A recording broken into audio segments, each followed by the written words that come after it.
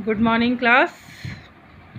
आज हम लोग चैप्टर नंबर 3 संधि, व्याकरण में चैप्टर नंबर 3 संधि पढ़ेंगे। संधि होता क्या है? संधि शब्द का अर्थ है मेल, यानी कि दो चीज़ों को मिलाना। ठीक, भाषा को एक प्रवाह में बोला जाता है जिसकी गति निश्चित रहती है, यानी कि जब हम भाषा को, यानी कि जो हम बात बोलते हैं वो एक लय में बोली जाती है और उसकी जो ध्वनि है, जो गति है वो निश्चित होती है। आप तेज़ी में बोलोगे तो नई बात समझ में आएगी, आप धीरे धीरे बोलोगे बात समझ में आएगी। जैसे कि एग्जाम्पल के तौर पे अगर आप देखें तो जब हम वीडियो फॉरवर्ड करके देखते हैं तो उसका एक भी डायलॉग, एक भी चीज़ हमको क्लियरली समझ में नहीं आती है। कब कितने सीन तो बीच में गायब हो जाते हैं, पता ही नहीं चलते ये सीन निकल गया। तो उसी तरह हर चीज़ की एक ध्वनि, एक गति निश्चित है।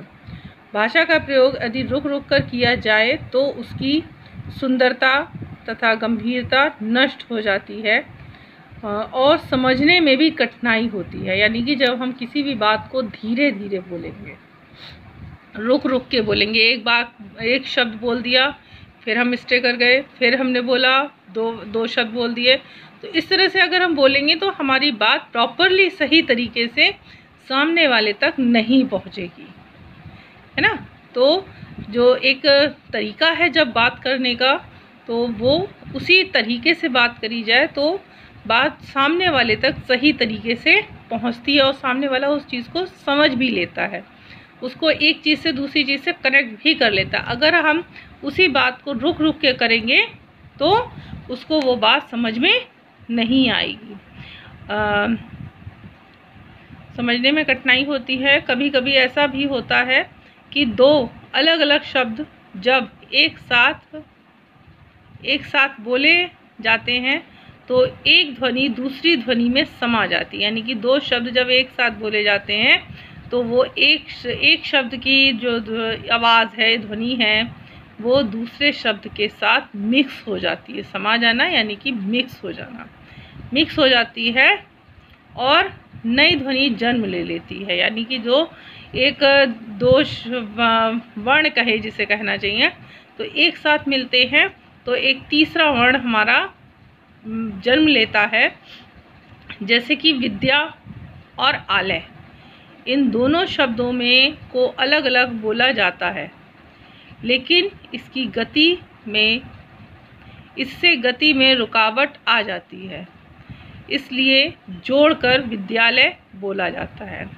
यानी कि विद्या आलय, विद्या यानी कि जहाँ पे हमें एजुकेशन मिलती है, जहाँ पे हमें पढ़ाई हम लोग करते हैं, वो आलय माने वो जगह, वो स्थान।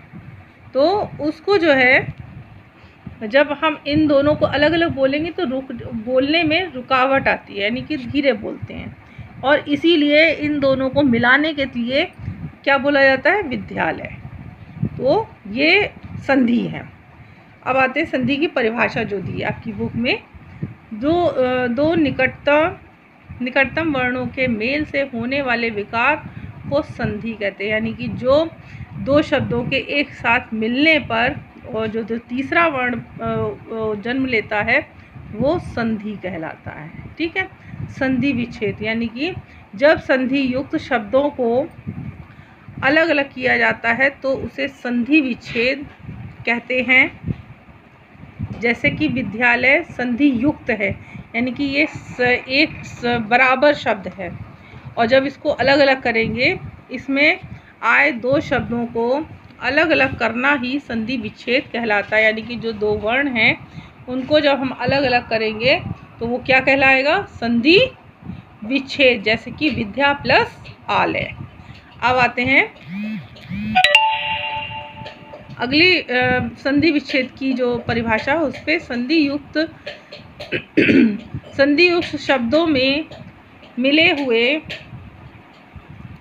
वर्णों को अलग अलग करके स्वतंत्र शब्दों की स्थिति को जानना संधि विच्छेद कहलाता है। अब आते हैं संधि के भेद। संधि के कितने भेद हैं?